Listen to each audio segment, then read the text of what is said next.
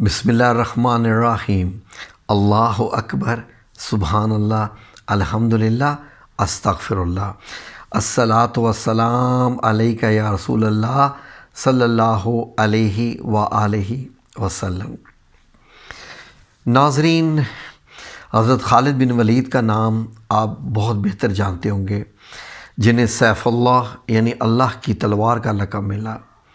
یہ وہی حضرت خالد بن ولید ہیں کہ جب غزوہ احد میں کافر تقریباً ہار چکے تھے اور بھاگ رہے تھے، تو جبل روما کے پیچھے سے حضرت خالد بن ولید جو ہے وہ تیر انداز جو کھڑے تھے جبل روما پہ، ان کے نیچے اترتے ہی آپ اس پہاڑی کی طرف سے آگے اور پیچھے کی طرف سے حملہ کیا، اور وہ جو ہے وہ جنگ جو ہے وہ بڑی خطرناک ثابت ہوئی اور مسلمانوں کا کافی نقصان ہوا۔ اور اس کے بعد حضرت خالد بن ولید وہی آپ کی تلوار اسلام کی تلوار بن گئی اور اس کو سیف اللہ کا لقب مل گیا، اور کتنے جنگیں لڑیں اور کبھی نہیں ہارے، اور شہید کی خواہش ان کے دل میں تر رہتی تھی، لیکن جب ان کو موت آئی اور بستر پہ موت آ رہی تھی، وقت جو ہے مرگ قریب تھا، تو آپ رضی اللہ تعالیٰ عنہ نے بڑا افسوس کیا کہ میں تو شہید ہونا چاہتا تھا۔ تو اب کسی نے کہا کہ ایسے کیسے ہو سکتا تھا، اللہ کی تلوار ہو اور میدان جنگ میں ہار جائے۔ اس لیے تو حضرت خالد بن ولید کا ایک خاص واقعہ ہے۔ آپ ایک ٹوپی پہنا کرتے تھے، بڑی خاص ٹوپی ہوتی تھی جو کہ ہر جنگ میں پہنا کرتے تھے۔ تو اس ٹوپی کا قصہ ہے کہ آپ جب جنگ میں میدان میں جاتے تو اپنی ٹوپی کو صحیح اوپر ایسے زور کا اس کو دبا لیتے کہ یہ ٹوپی سر پہ رہی رہے، اور ہمیشہ فتح آپ کا مقدر بنتی تھی، شکست کا منہ نہ دیکھتے تھے۔ ایک مرتبہ کیا ہوا، ایک مرتبہ جنگ یرموک میں جب میدان جنگ گرم ہو رہا تھا، تو حضرت خالد بن ولید رضی اللہ تعالیٰ عنہ کی ٹوپی گر کے گم ہو گئی۔ آپ نے لڑنا چھوڑ کر ٹوپی کی تلاش شروع کر دی۔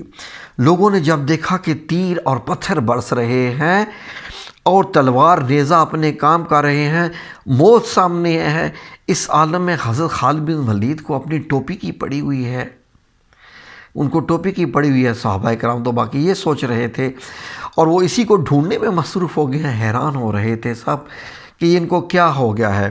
انہوں نے حضرت خالد بن ولید سے کہا، جناب ٹوپی کا خیال چھوڑیے اور لڑنا شروع کیجیے۔ حضرت خالد بن ولید رضی اللہ تعالیٰ عنہ نے ان کی پرواہ نہ کی اور ٹوپی کو بدستور اس کی تلاش جاری رکھی۔ آخر ٹوپی ان کو مل ہی گئی۔ انہوں نے خوش ہو کر کہا، بھائیو تم جانتے ہو مجھے یہ ٹوپی اتنی عزیز کیوں ہے؟ جان لو کہ میں نے آج تک جو بھی جنگ جیتی ہے اس ٹوپی کے طفیل یعنی اسی کی وجہ سے جیتی ہے، سب اسی کی برکتیں ہیں، میں اس کے بغیر کچھ بھی نہیں، اور اگر یہ میرے سر پر ہو تو پھر دشمن میرے سامنے کچھ بھی نہیں۔ لوگوں نے کہا، آخرکار اس ٹوپی میں کیا خوبی ہے، ہمیں بھی یہ راز بتائیے۔ تو فرمایا، یہ دیکھو اس میں کیا ہے، یہ حضور نبی کریم صلی اللہ علیہ وآلہ وسلم کے سر انور کے بال مبارک ہیں، جو میں نے اس میں سی رکھے ہیں، ٹوپی میں سی رکھے ہیں کہ ٹوپی اتر بھی جائے تو گرے نہ۔ اور حضور ایک مرتبہ عمرہ بجا لانے کو جب بیت اللہ شریف تشریف لے گئے اور سر مبارک کے بال اتروائے، تو اس وقت ہم میں سے ہر شخص کی یہ کوشش تھی کہ وہ جو بال مبارک ہیں وہ لے لے، ہر کوئی کوشش کر رہا تھا اور ایک دوسرے پر گر رہے تھے۔ میں نے بھی اسی کوشش میں آگے بڑھ کر چند مبارک بال حاصل کر لیے تھے، اور پھر اس ٹوپی میں نے سی لیے تھے۔ یہ ٹوپی اب میرے لیے تمام برکات، تمام فتوحات کا ذریعہ بنی ہوئی ہے، اور اس کے صدقے میں ہر میدان کا فاتح بن کر لوٹتا ہوں۔ پھر بتاؤ اگر یہ ٹوپی نہ ملتی تو مجھے یہ چین کیسے آتا؟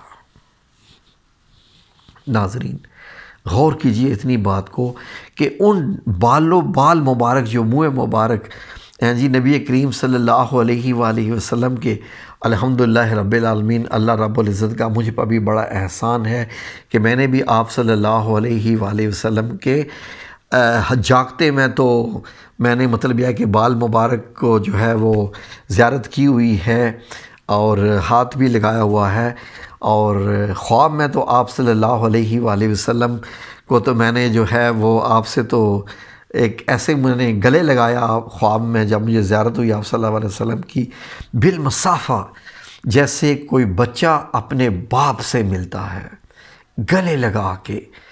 جب میں نے گلے لگایا آپ صلی اللہ علیہ وآلہ وسلم کو تو وہ جو وقت تھا، وہ جو سرور تھا، وہ جو مبارک گھڑیاں تھیں، وہ جو لمحے تھے، سبحان اللہ و بحمدہ، سبحان اللہ العظیم، کیا وہ زیارت تھی! وہ مجھے لگتا ہی نہیں کہ وہ خواب تھا، اور وہ خواب تھا بھی نہیں۔ اور پھر آپ صلی اللہ علیہ وسلم کو میں نے ایسے دیکھا، کیونکہ جب مجھے آپ صلی اللہ علیہ وسلم سے ملایا گیا تو مجھے بچہ بنا کے، جیسے 6-7 سال کا بچہ ہوتا ہے، اس ایج میں مجھے ملایا گیا، اور میں نے ایسے دیکھا آپ صلی اللہ علیہ وسلم کے چہرہ مبارک کی طرف، اور ساتھ حضرت ابو بکر صدیق رضی اللہ تعالیٰ عنہ کا خوبصورت چمکتا ہوا پتلا سا اور لمبا سا قد، حضور صلی اللہ علیہ وسلم سے تھوڑا سا اونچا قد، اور ساتھ کھڑے پایا۔ کیا لمحہ تھا! میرے اللہ کریم کا کیا احسان، یا رب کریم، یا میرے مولا کریم، تیرا بڑا احسان ہے۔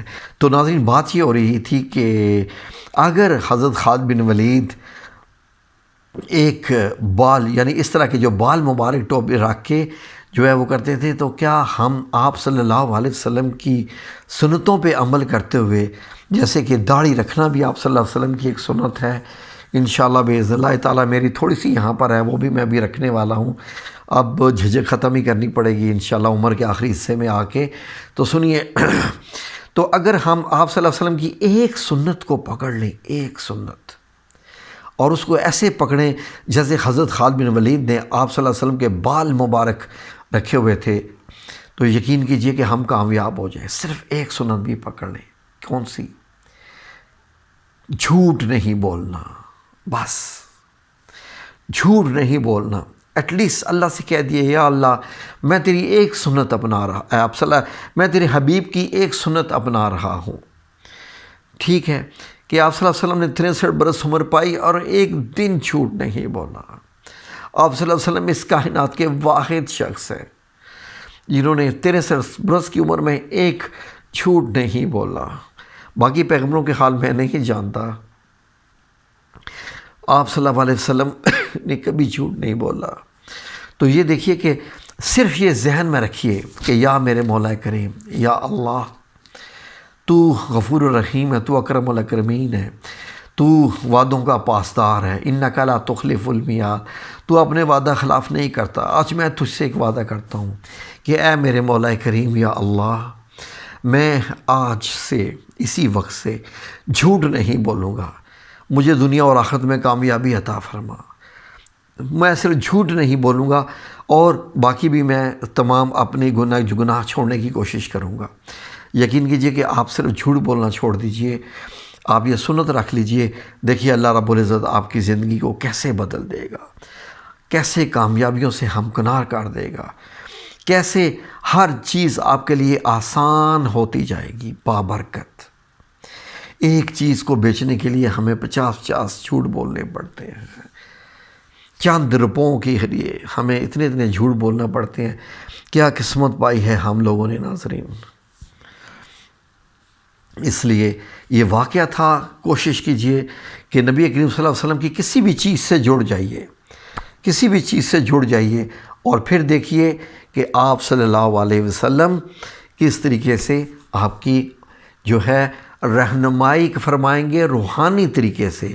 اللہ رب العزت تو شاہد ہے، گواہ ہے، وہ دیکھ رہا ہے، اور آپ نے جب اس کے ہوتے ہوئے وعدہ کیا تو کیا وہ آپ کے حبیب کے صدقے جو ہے وہ آپ کی رہنمائی نہیں فرمائے گا؟ بس کوئی بھی ایک، یہ میں نے سجیشن دی تھی کہ کیونکہ ایک حدیث مبارک بھی ہے کہ نبی کریم صلی اللہ علیہ وسلم نے ایک شخص سے کہا تھا جو ہر قسم کے گناہ کرتا تھا کہ تم صرف جھوٹ بولنا چھوڑ دو، تو اس کے تمام گناہ چھوٹ گئے تھے۔ ٹھیک ہے جی، امید ہے کہ ویڈیو آپ کو اچھی لگی ہوگی۔ جزاکم اللہ خیر۔ اللہ سے دعا ہے کہ اللہ رب العزت ہمیں دنیا اور آخرت میں کامیابی عطا فرمائے۔ ربنا آتنا فی الدنیا حسنہ وفی الآخرۃ حسنہ وقنا عذاب النار، آمین یا رب العالمین برحمتک یا ارحم الراحمین۔